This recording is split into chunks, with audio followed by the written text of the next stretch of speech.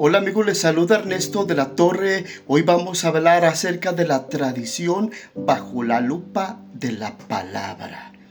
Es importante entender lo que significa la palabra tradición, cuándo es buena, cuándo es mala y qué es lo que enseña la Escritura, la palabra de Dios. Analicemos. Hablemos en primer lugar acerca de la definición de la palabra. Tradición viene del griego paradosis, que significa entregar o pasar de mano en mano. Esto significa transmitir costumbres, ideas, enseñanzas, ritos de generación a generación. La tradición en sí misma no es mala. Todo depende de qué tradición sea transmitida de mano en mano o de generación a generación. Depende de la tradición y depende también de el motivo. Hay tradiciones que son buenas, que se transmiten, y hay tradiciones que son malas, que afectan la conducta moral y espiritual de las personas. Ahora hablemos del proceso de formación de una tradición. Empieza con una enseñanza que se va transmitiendo poco a poco y se repite con el tiempo. Después se convierte en una costumbre y esta costumbre es aceptada y transmitida por un grupo. Ahora hablemos de cuando la tradición es buena. Hay costumbres que son buenas, que se transmiten de generación a generación. Una de ellas es tener la buena tradición o costumbre de asistir al culto, a un lugar donde escuchamos y aprendemos la palabra de Dios. Es una costumbre, es una tradición, es algo bueno y agradable delante de Dios, que dice: no dejes de congregarte. En segunda a los Tesalonicenses 2:15, Pablo habla acerca de la sana doctrina que tiene que ser transmitida de generación a generación. Compartir la palabra es una tradición, es una costumbre, es algo bueno, agradable, que tenemos que practicar, compartir el mensaje de Dios.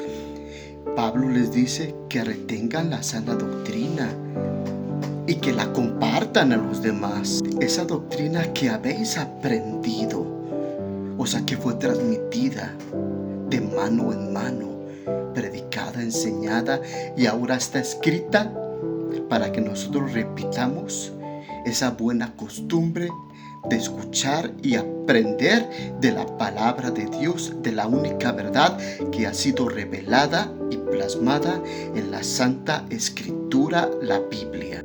Ahora hablemos de las características de una tradición saludable. Hablando en el sentido espiritual, tenemos que analizar si esa costumbre va de acuerdo a la Escritura y si esa tradición nos recuerda las promesas de Dios. Si esa costumbre nos recuerda las promesas bíblicas, es una tradición saludable. Y si esa tradición nos facilita la búsqueda de Dios.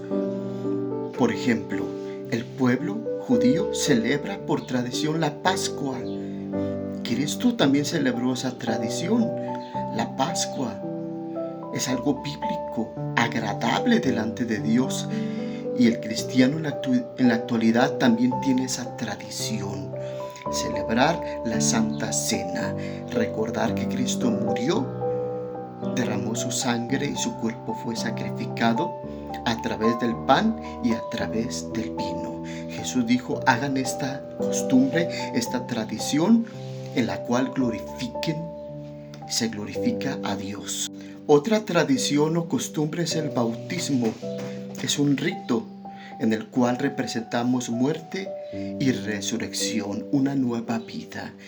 Y Dios manda a celebrar esta costumbre. Es bíblica, es saludable, es un testimonio público. La tradición del bautismo en agua. Estas tradiciones no son malas, porque son basadas en la Escritura. El congregarte regularmente es una costumbre, es una tradición y es bíblica. Y esas costumbres no transgreden los principios establecidos por Dios en la Santa Escritura. Ahora hablemos de cuándo es la tradición mala.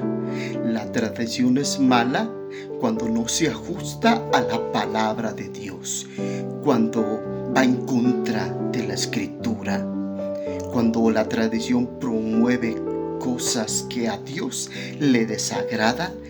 Es una tradición que Dios no acepta y que Dios condena. Cuando nos desvía la mirada de Dios y se centra en el ego del hombre.